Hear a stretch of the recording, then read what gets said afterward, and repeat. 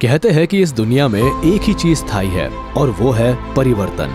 ये दुनिया भी समय के साथ लगातार बदलती रहती है। साथ ही यहाँ जीने वाले जीवों के जीवन में भी लगातार बदलाव होते रहते हैं। आज से करोड़ों साल पहले इस धरती पर विशालकाय डायनासोर्स का राज था, मगर आज हम इंसानों ने इस धरती पर कब्जा जमा रखा है। कल हो सकता है इस धरती पर जीवन कोई और मोड़ ले ले। तापमान के लिहाज से भी धरती का मौसम कभी एक सा नहीं रहा। ये धरती कभी आग के शोलों की तरह तपी है तो कभी पूरी धरती बर्फ से ढकी रही है। धरती का एक हिस्सा जिसे हम भारत कहते हैं, ये भी इन बदलावों से अछूता नहीं रहा। आज के इस वीडियो में हम बात करेंगे कि आइस एज के वक्त इंडियन सबकॉन्टिनेंट कैसा था और यहाँ किस तरह के जीव निवास करते थे। ये वीडियो बहुत मजेदार होने वाला है, इसलिए इसे छोड़कर कहीं जाइएगा नहीं। Formation of Indian subcontinent. आज से करोड़ों साल पहले धरती दो हिस्सों में बटी हुई थी। इन दोनों हिस्सों को सुपर कॉन्टिनेंट्स कहा जाता है। इन सुपर कॉन्टिनेंट्स में से एक का नाम था गोंडवाना और दूसरे का नाम था लॉरेशिया। गोंडवाना में उस समय south America, Africa, Antarctica, Australia और इंडिया के हिस्से आते थे और वही लॉरेशिया में नॉर्थ अमेरिका, यूरोप और एशिया के हिस्से आते थे। मगर जैसे जैसे समय बदलता रहा, धरती के नीचे टेक्टोनिक प्लेट्स के मूवमेंट्स की वजह से ये सुपर कॉन्टिनेंट्स भी अपनी जगह बदलते रहे और अलग अलग टुकड़ों में बंटते रहे। इस प्रोसेस में इंडियन सबकॉन्टिनेंट का हिस्सा गोंडवाना से अलग होकर लॉरेशिया के एशिया वाले टुकड़े से मिलने लगा। अफ्रीका और यूरोप एशिया के बीच में इस समय एक सागर था जिसका नाम था टेथिस ओशन। इंडियन सबकॉन्टिनेंट के एशिया से टकराने की वजह से वहाँ सागर की जगह एक विशालकाय पर्वत श्रृंखला निर्मित हो गई, जिसे हम वैभवशाली हिमालय के नाम से जानते हैं। और इस तरह इंडियन सबकॉन्टिनेंट या कहे भारत का नया रूप अस्तित्व में आया। अब इससे पहले कि हम जाने आइस एज के वक्त इंडियन सबकॉन्टिनेंट के हालात क्या थे, हम पहले ये समझने की कोशिश करते हैं कि आखिर आइस एज या कहे हिमयुग आखिर है क्या। आइस एज हिमयुग उस समय को कहा जाता है जब पूरी धरती पर चारों तरफ बर्फ की मोटी मोटी चादर बिछ जाती है। पूरी धरती इतनी ठंडी हो जाती है कि यहाँ बर्फ की करीब 4 से 5 किलोमीटर ऊंची परत चढ़ जाती है। वैज्ञानिकों का मानना है कि आइस एज समय समय पर आते रहते हैं और हजारों लाखों सालों तक बने रहते हैं। पहले भी कई बार धरती आइस एज का सामना कर चुकी है और भविष्य में भी करती रहेगी। मगर अब सवाल उठता है कि आखिर ऐसा क्यों होता है? धरती पर इस कदर ठंड क्यों बढ़ जाती है? दरअसल धरती को गर्म रखने का जिम्मा सूरज का होता है। अगर धरती पर सूरज की रोशनी पर्याप्त मात्रा में ना पहुँचे तो धरती पर ठंड बढ़ने लगती है और बर्फ जमने लगती है। धरती सूरज के चारों ओर एक अंडाकार रास्ते पर घूमती है और ये रास्ता समय के साथ बदलता रहता है और साथ ही धरती का सूरज के साथ एंगल भी बदलता है।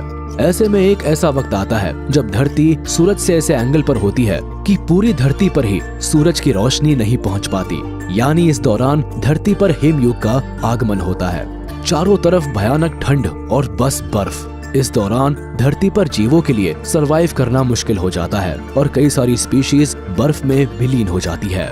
Effect of ice age on Indian subcontinent. वैज्ञानिक मतों के मुताबिक पिछले आइस एज में इंडियन सबकॉन्टिनेंट का हिस्सा बर्फ से नहीं ढका था, क्योंकि यहाँ का वातावरण धरती के बाकी हिस्सों के मुकाबले ज्यादा गर्म था। हाँ, हिमालय की चोटियाँ जरूर बर्फ से ढकी हुई थी। हालांकि इंडियन सबकॉन्टिनेंट भले बर्फ से ना ढका हो, मगर उस दौर में यहाँ भयानक बारिश हुआ करती थी। चारों तरफ बस पानी का भयानक बहाव होता है। उस दौर ने वाकई बहुत हद तक आज के भारत के क्लाइमेट को अफेक्ट किया। उस समय भारत में जीवों की कई सारी स्पीशीज रहा करती थी, जिनमें से कुछ वक्त के साथ विलुप्त हो गई और कुछ इवॉल्व होती रही। यानी आज के जीवों के पूर्वजों ने आइस एज के उस दौर को जिया है। आइए अब जरा जीवों की उन स्पेशल स्पीशीज पर नजर डालते हैं। Asian straight tusked elephant. इनका साइंटिफिक नेम है पैलियोलॉक्सोडॉन नमैटिकस। वे आज तक इस धरती पर हुए सबसे विशालकाय हाथी थे जो इंडियन सबकॉन्टिनेंट की धरती पर विचरते थे। ये बहुत हद तक नॉर्थ अमेरिका और साइबेरिया में पाए जाने वाले मैमथ से मिलते जुलते थे। हाँ, मगर साइज में उनसे भी बड़े हुआ करते थे। इन हाथियों को आज के समय के हाथियों का पूर्वज माना जाता है। हालांकि इनका स्कल स्ट्रक्चर आज के हाथियों से बहुत अलग था। इन एलिफेंट्स की एग्जैक्ट साइज पता करने के लिए इनके फॉसिल्स पर कई सारी स्टडीज की गई। यूजुअली किसी जीव की थाई बोन की लेंथ को पता करके उसकी हाइट का अंदाजा लगाया जाता है। 19वीं सेंचुरी में इस जीव की थाई बोन वैज्ञानिकों को 2 हिस्सों में मिली थी। उन्हें जोड़कर लेंथ मेजर की गई तो ये करीब 160 सेंटीमीटर लंबी थी। उसके बाद कई वॉल्यूमेट्रिक एनालिसिस करने पर इनकी एस्टिमेट साइज का पता लगाया गया। आप यकीन नहीं करेंगे, ये करीब 17 फीट के आसपास लंबे हुआ करते थे और इनका वजन होता था करीब 22,000 किलोग्राम। अब आप कल्पना कर सकते हैं कि ये कितने विशालकाय हुआ करते थे। उस समय इंडिया में इन हाथियों के अलावा भी हाथियों की बहुत सी स्पीशीज हुआ करती थी, जैसे कि स्टेगोडॉन। ये हाथी भी बड़े विचित्र हुआ करते थे। इनकी साइज की बात करें तो ये करीब 4 मीटर यानी कि लगभग 13 फीट ऊंचे हुआ करते थे।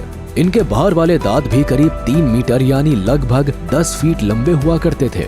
इनके दांतों की एक खासियत और थी कि ये बढ़ते बढ़ते एक दूसरे के इतने करीब हो जाते थे कि इनके बीच सूंड की जगह ही नहीं बचती थी।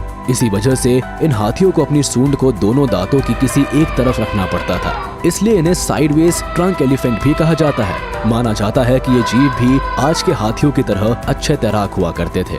ये जीव ज्यादातर झुंड में रहते थे और अलग किसी छोटे टापू पर अपना बसेरा बनाते थे। इन टापुओं पर खाने की चीजें भी कम होती थी और रहने की जगह भी। इसी वजह से समय के साथ एवोल्यूशन के दौरान इनकी साइज छोटी होती गई। इस तरह एक वक्त के बाद इनकी साइज किसी वाटर बफलो जितनी ही रह गई और वजन भी करीब 300 किलोग्राम रह गया। उस दौर में हाथियों के अलावा भी बहुत से हर्बीवोरस एनिमल्स पाए जाते थे, जैसे ओनागर, गजेल्स, नीलगाय, हिरण, शुतुरमुर्ग, जंगली सुअर, जंगली भैंसा, औरॉक्स और गौर। इसके अलावा भी कुछ ऐसे क्रिएचर्स थे जो आज इतने फेमिलियर नहीं है, जैसे सिवाथीरियम। ये जिराफ की सबसे पुरानी प्रजातियों में से एक है जो आइस एज के वक्त इंडिया में पाई जाती थी। हालांकि उस समय इनका आकार आज के समय के जिराफ जितना बड़ा नहीं था। ये कनाडा में पाए जाने वाले एक जीव मूस की साइज के बराबर होते थे और कुछ कुछ युकापी की तरह दिखाई देते थे। इनकी हाइट करीब 7 फीट के आसपास होती थी और वजन होता था करीब 400 से 500 किलोग्राम के आसपास। इनके सिर पर भी किसी 12 सींगा की तरह सींग होते थे, जिन्हें ऑसिकॉन कहा जाता है। सिर के अलावा आंखों के ऊपर भी ऑसिकॉन्स का एक पैर हुआ करता था। इसके कंधे बहुत मजबूत हुआ करते थे क्योंकि इन्हें पावरफुल नेक मसल्स का भार उठाना पड़ता था, जिनके ऊपर वजनदार ऑसिकॉन होते थे। इसके अलावा इंडियन राइनोज और हिप्पो के भी पूर्वज उस वक्त भारत में हुआ करते थे। हिप्पो के पूर्वजों के मुंह में दांत भी होते थे, हालांकि आज के हिप्पो के मुंह में दांत नहीं पाए जाते। हर्बीवोरस एनिमल्स के अलावा बहुत से कार्निवोरस एनिमल्स भी उस समय भारत की धरती पर आबाद थे। मैगिंटेरियन, ये जीव कैट फैमिली का एक बहुत पुराना प्रेडेटर माना जाता है। इनके बॉडी पैटर्न बहुत हद तक किसी लेपर्ड या जैगुआर से मिलते जुलते थे। हालांकि ये जैगुआर या लेपर्ड के मुकाबले भारी हुआ करते थे। इनके पंजे बहुत बड़े और चौड़े हुआ करते थे। साथ ही पैर किसी शेर के पैरों की तरह गठीले और मजबूत होते थे। इनकी गर्दन की मसल्स बहुत पावरफुल हुआ करती थी। इनका बाइट फोर्स भी आज के समय के लेपर्ड से बहुत ज्यादा हुआ करता था। इनके ऊपर के कैनाइन टीथ बहुत बड़े, नुकीले और लंबे हुआ करते थे, जो हमेशा इनके जबड़े से बाहर ही रहते थे। अगर इनके वजन की बात करें तो ये करीब 100 से 150 किलोग्राम के बीच हुआ करते थे। हालांकि भारत में उस समय इससे भी बड़े और भयानक प्रेडेटर्स पाए जाते थे। फॉसिल्स की स्टडीज से ये बात पता चलती है कि उस समय भी Asiatic Lions, tigers, snow leopards, चीतास, hyenas और वोल्व्स के पूर्वज रहा करते थे। इन्हीं में से एक थे चीता के पूर्वज, जायंट चीता। माना जाता है कि इनकी शारीरिक बनावट आज के चीता से लगभग सेम ही होती थी, मगर ये साइज में आज के चीता से बड़े हुआ करते थे। अगर इनके वजन की बात करें तो ये करीब 120 से 150 किलो के बीच होते थे, यानी आज के समय की अफ्रीकन लायनेस के बराबर।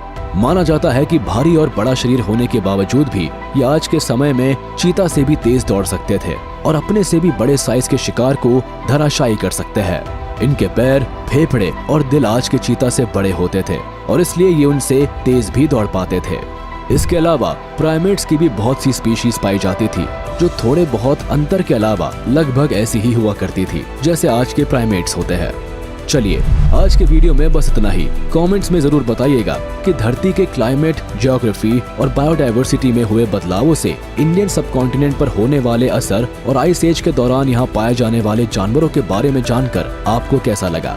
उम्मीद है आपको वीडियो पसंद आई होगी, तो हमारे इस वीडियो को लाइक कर दे और अगर आपने अभी तक हमारे चैनल को सब्सक्राइब नहीं किया तो तुरंत कर दे और बेल आइकन को भी प्रेस कर दे ताकि हमारे नए वीडियोस की नोटिफिकेशंस आप तक जल्द से जल्द पहुंच जाए।